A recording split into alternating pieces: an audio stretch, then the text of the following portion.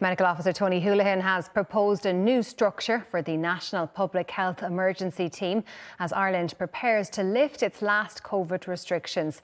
NPHET yesterday recommended that the government remove the mandate for face masks in certain places.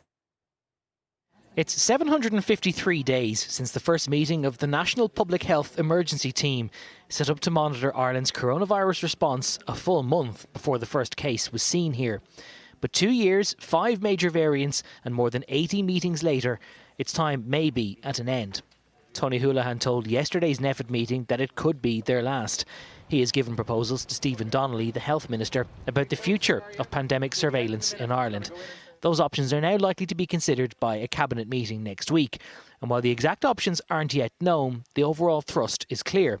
If there is no longer a national public health emergency, there is no longer a role for a national public health emergency team. In the meantime, NPHET has also given the Minister for Health some other food for thought. Yesterday's meeting recommended that the current rules requiring face masks in schools, retail and on public transport be eliminated. While masks may still be recommended in those settings, they would not be legally required. The only place in which they would still be mandatory would be in healthcare settings. But even that policy may not be enforceable for long. Mask mandates are only permitted under the government's emergency powers, and the law behind that is currently due to lapse at the end of March.